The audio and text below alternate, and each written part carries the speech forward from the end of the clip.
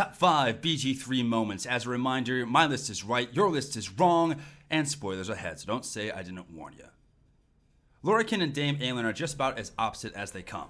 Lorcan is a sniveling, scheming idiot wizard who longs for immortality, and Dame Aylin is a badass who sets out to remind him why he should fear death.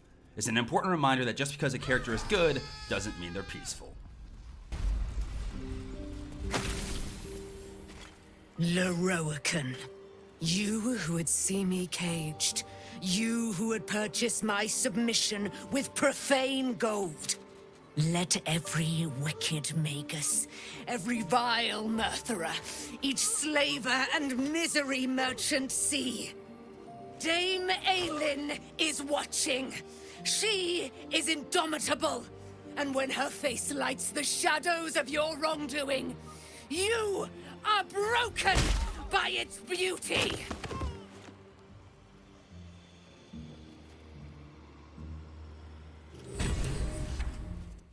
The Emperor is all at once an extremely helpful, guiding benefactor and a slimy, illithid bastard with a shady past. So when we're diving into the depths of the Wormway and stumble into a resting place of an undead dragon, it's a bit of a shock to learn that our tentacled, tenuous ally is actually Balduran, the famous founder of the very city that you're trying to save. The dragon's spirit floods your mind and memory in a great torrent of power. He is with you. He is within you. He is you. Disbelief and resentment rise within you, only to be stopped at your mouth. The worm has claimed you and speaks through you. I am Ansur, heart of the gate, butchered in flesh, risen in spirit. Your throat thickens with stifled air. Ansur's thoughts flow out of you as if they were your own. The spirit pauses, and you feel the astral prism stir. Ansur senses the Emperor's presence within it. Answer me, Facey. Why have you come? A deep sigh resonates within you. The torrent stills, only disturbed by the dragon's next words. Brack, my words aren't meant for you. They're meant for him. The Emperor stirs in the astral prism, then in you. Calm, curious, and detached.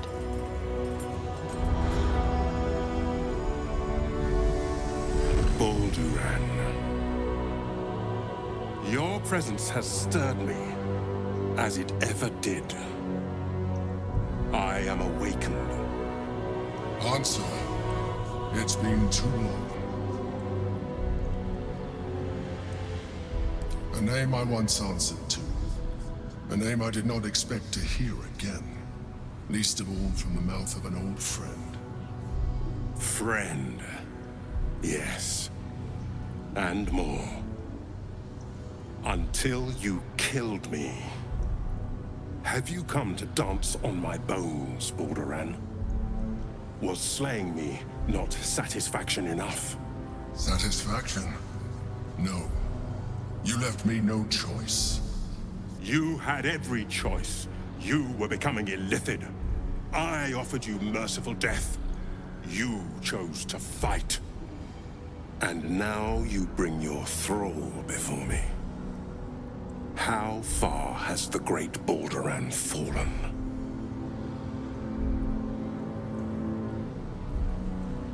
Stillness. Ansur's consciousness hovers just above yours, searching, seeing. Dear Ansur. Enough! I gave you everything, Balduran. And you repaid me in slaughter.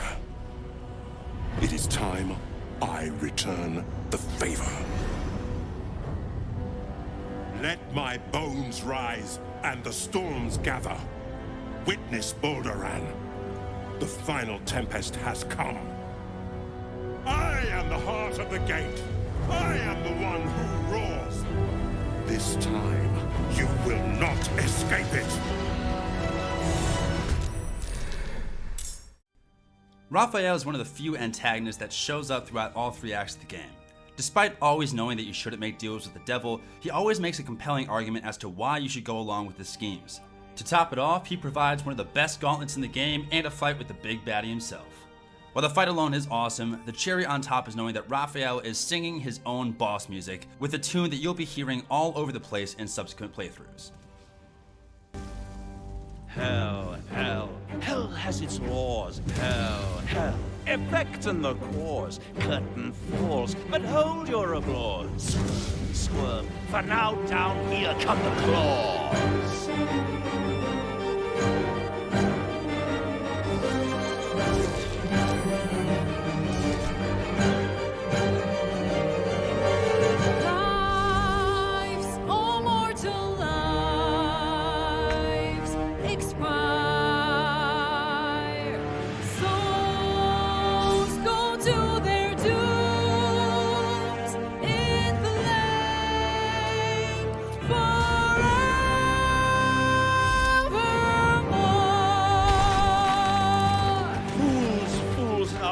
You have fought. Brave, brave, but it's all been for naught.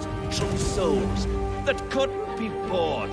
Doomed, detected, and caught.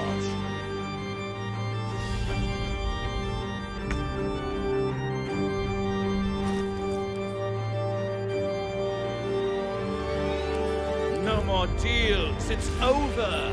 The final act, you're doomed. No more grace, it's over. This house of hope. You're doomed.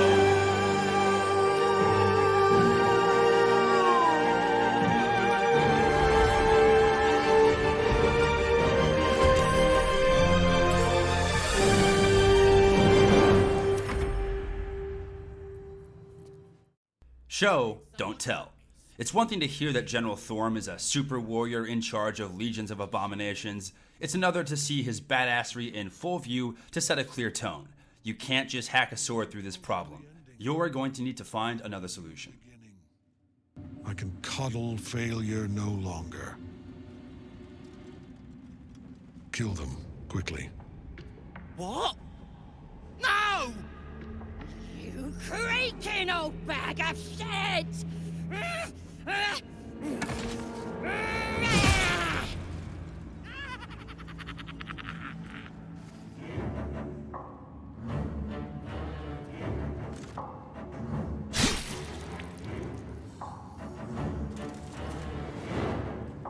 I'm so sorry, my lord. She's an unbeliever outside my control.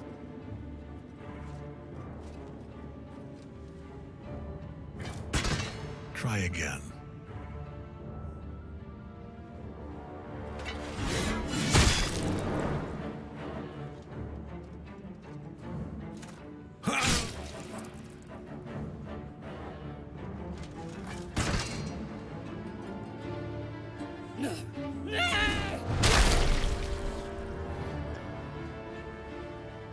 Dispose of the rest as you see fit. Who knew that the god of the dead could be such a homie? Withers, also known as Jurgle, is exceptionally useful throughout the course of the game, only dropping vague hints as to his true identity as he resurrects Lae'zel for the 14th time or is asking about your love life. But when the Dark Urge rejects his father, who subsequently kills the PC, Withers steps in with one of the most terrifying monologues a Bone Man has ever delivered. He is near. He comes for you.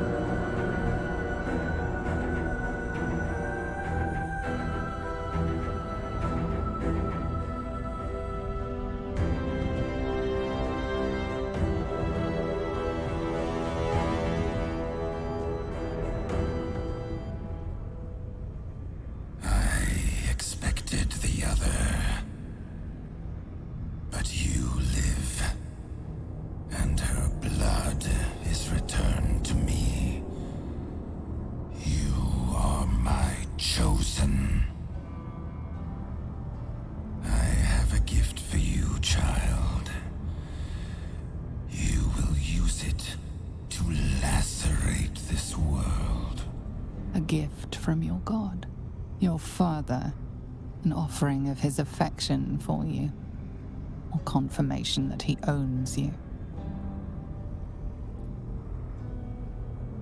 You refuse me. You are my spawn. Your veins course with my unholy blood. Your life is mine. Accept your inheritance, or I will reclaim it.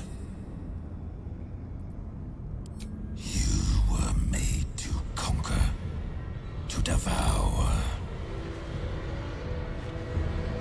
You reject my blood, and so I will reclaim it.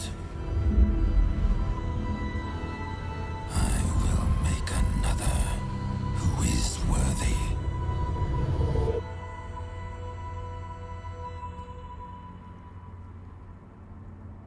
For the first time in over a century, silence falls over the Baal temple. No chants, no screams, no prayers. In the end, your own death brought you more joy than any you wrought on this land. You are slipping into peaceful oblivion. But your journey is not over. Thou hast defied Baal, thy liege and father, and in doing so hast earned a place among champions and heroes. But alas, thy courage was in opposition to the divine cosmology that bound thee to the Lord of Murder. Thou art now faithless, godless, and doomed to wander the fugue plane for eternity. I will not permit that, though all the powers of life and death dictate that it should be so. I too still hold some power, and I invest a portion of it in thee, who hath challenged the gods and now liveth to tell of it. Thy fight is not over, and it is thy fight. For one who can look upon Baal and oppose him can survive any crisis. So rise, challenger of gods, and prepare for battle once more. Death will not claim thee whilst I endure.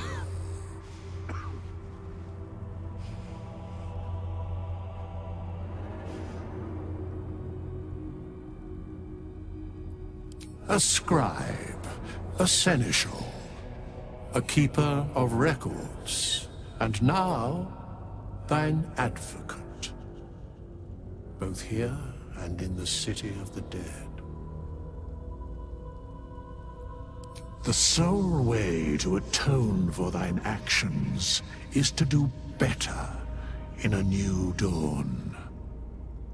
That dawn has come. Baal tried to extinguish thee, but his wrath is imprecise.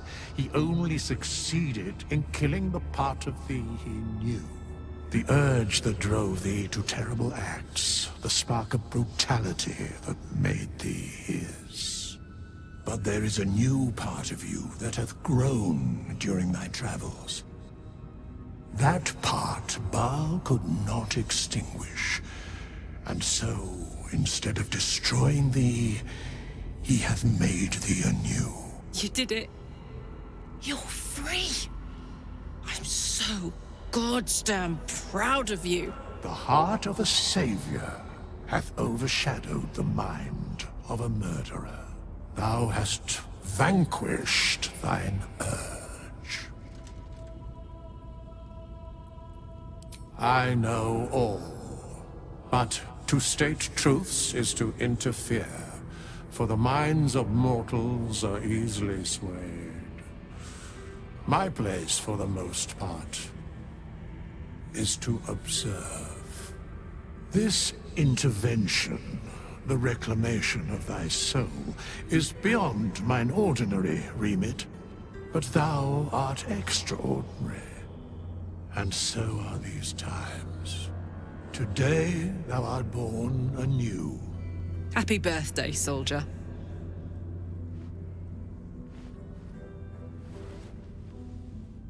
Greet the bloodless dawn, child of none. Do not thank me. Trust in thy courage and the conviction of thy companions. As it was, so it is again. A hero has risen from a legacy of death.